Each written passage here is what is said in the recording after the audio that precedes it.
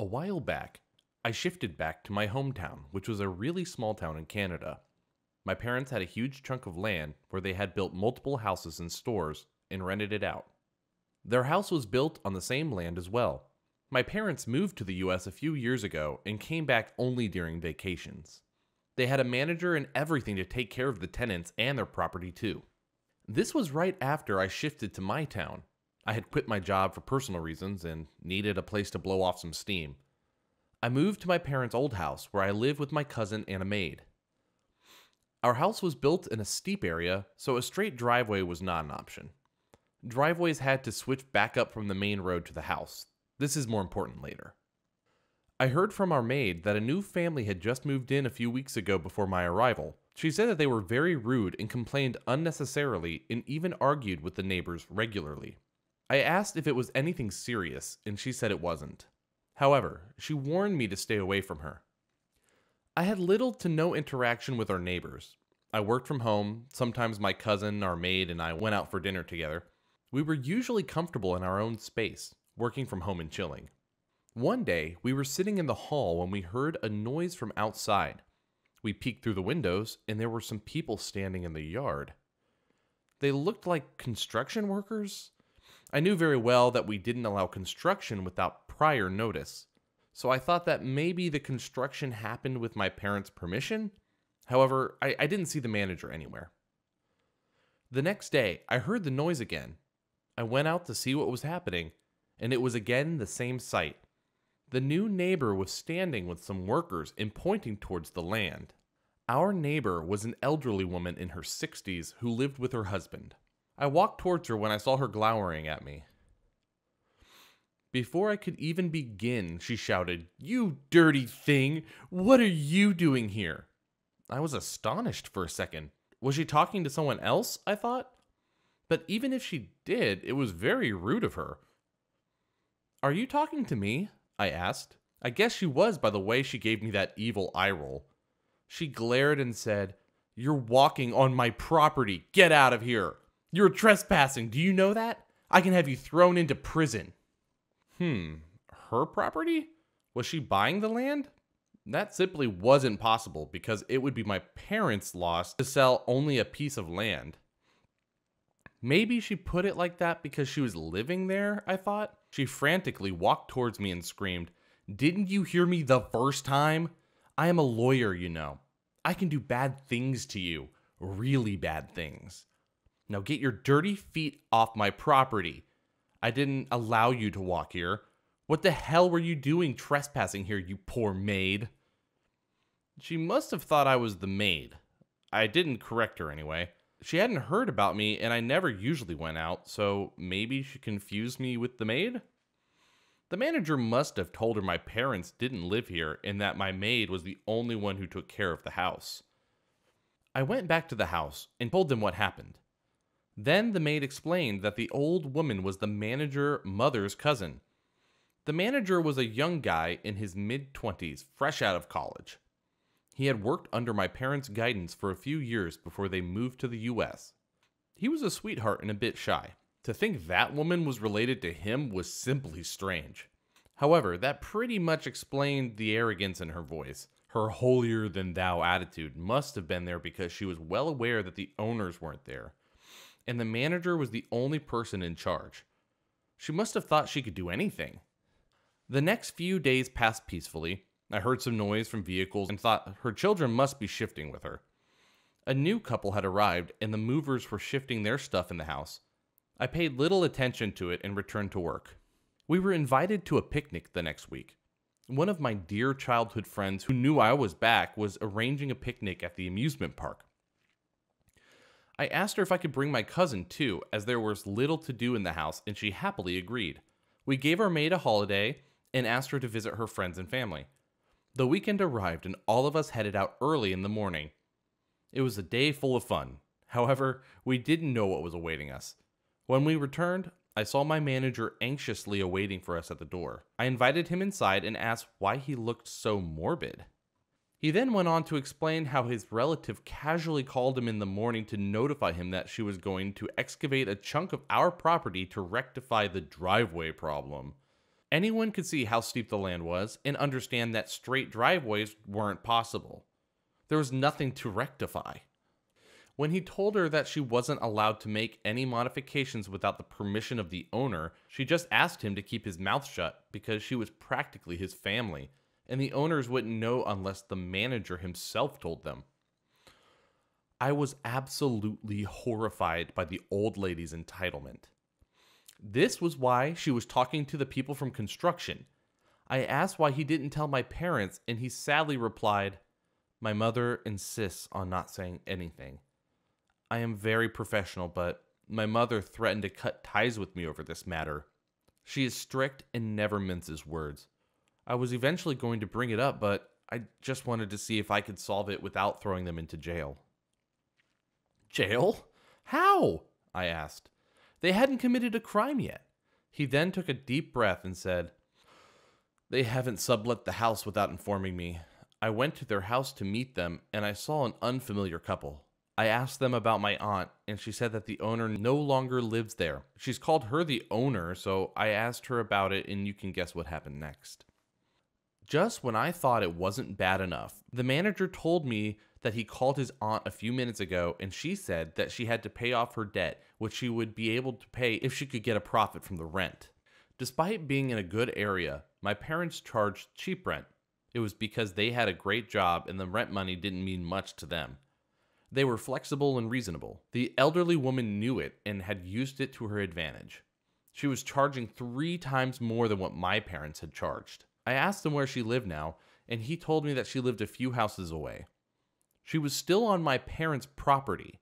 He asked me what he should have done, and I told him to take care of it like he usually does. He agreed, and I told him that I would do the talking. I called my mother later in the evening and explained what had happened. She was shocked for a second and then told me to handle it in the best way possible. Then I went to visit the new couple next door. The next day, I saw the construction men outside my house. I walked to them and asked what they were doing, and they told me that they were going to build a new driveway. I showed them the required papers and told them that if they did anything without my parents' permission, I would take legal action. They agreed and told me that the elderly woman made them think that she was the owner. The old woman practically ran towards us and screamed at everyone. Then she looked at me and sighed, "You again? What are you doing here, you poor brat? I'm a lawyer and I can ruin your life. Didn't I tell you that enough? I'm going to call the cops right now. Just wait. You're trespassing my property again." "Go ahead," I replied. My lawyer arrived at that moment with the police, and the elderly lady anxiously stared at me. "You have sublet our property without permission. Here's the document that states in clear words that you will be immediately evicted along with the person you have illegally rented out the property to if you tried to sublet the property without the owner's permission. On top of that, you were trying to modify and do construction without any permissions. You've dug a hole for yourself, lady," I spoke. "Oh, also, it's illegal to impersonate a lawyer. Did you think I wouldn't find out that you were just a primary school teacher? I have all the documents in case you forgot." Her eyes grew bigger and bigger. A bit more and her eyeballs would pop out of the socket. She was angry. Her face was red. "Manager, call the manager. He told me that I can do whatever I want. It's his fault, not mine." "No, I didn't," the manager said as he came out of his car. He then explained to the lawyer how the woman was totally unaware of the situation. He only found out about it a day before, and when he confronted her, she threatened him and told him to shut up because she was a relative. The lawyers told her that she would be evicted immediately and the cops would arrest her if she resisted. The new couple came out of the house and stood beside me. Then I told her that I would be renting them the new house since it wasn't their fault. They seemed like good people. She spat at me and cried, You are so poor, you maid. What made you think you could do this to me? People like you should know their place." I wiped her spit with a tissue and threw it at her.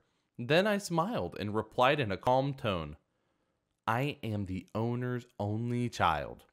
The owners are my parents, and they have given me permission to take care of this matter. And by the way, you can't compare to our maid. She's a gentle soul and makes way more in a day than you can make in a week. If there's someone pathetic here, it's only you." Her face turned as white as a ghost. She removed her belongings the next day.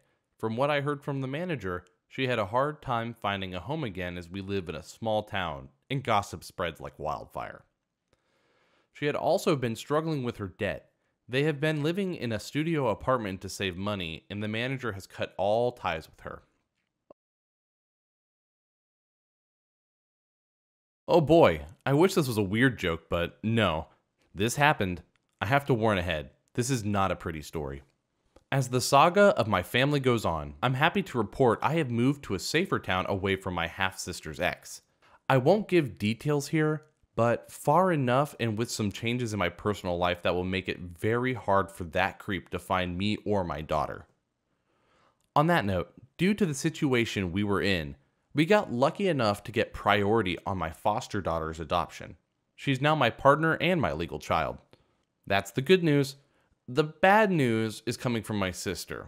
So, I received an email a bit after New Year's from a relative in my birth country. He told me my sister was in urgent care since she had induced herself to give birth to get money for having a baby with special needs. I can't make this up. Unfortunately, it backfired horribly. I don't know all the details, but the methods she used were very aggressive and damaging. So much so, the baby might not make it. As of right now, the baby boy is alive, but so delicate my relatives were told the chance of him making it to the end of January are close to none. I understand some of the things she did was hit her own belly and the other violent attacks on herself. She, by some grace only entitled people have, is somewhat okay. Apparently, the sudden birth didn't do much to her overall health so far. That said, as soon as she's released from the hospital, she is to be arrested and will stand trial. With how justice is back home, she's bound for prison. Highly religious people don't take this kind of behavior too kindly. The baby, if he survives, will be taken in by the government. They consider my sister far too much of a risk to even grant custody to relatives. Not even distant or partial relatives in other countries are being considered. That's also not counting on the possible lifelong treatments that poor little one is going to need. From what I was told, he has a high chance of neurological damage and more than likely will need special care for life. Right now is so weak, they have to tube feed him since he can't actually drink, not even from a bottle. I want to make something clear, and if I sound curt, is because I'm very much pissed off. I offered her a termination not because I believe in that procedure, but because I didn't want a child to be born to suffer. No child deserves what happened to this baby. Needless to say, my ex-sister has lost not just her parental rights, but any support or affection the family had. I actually send a letter to her mother to be delivered to the woman telling her pretty much as far as I'm concerned, she has no family, and if she ever messages me, I will block her. Even siblings I don't get along with agree with me. I feel ashamed that filth is even partially related to me. I wish I could put all the thoughts here, but the anger I feel is absolutely making me irrational right now. So for now, all I will focus on is settling into my new home. I wish I had a happy joke to ease things, but there isn't. The woman has ruined so many lives, I can't even imagine where she got it from. Not even our garbage father was this bad. Small edit. I wanted to post this before bed, but it took me a bit to figure out the wording. I really appreciate the good wishes and hopes for the recovery of the child. I do too.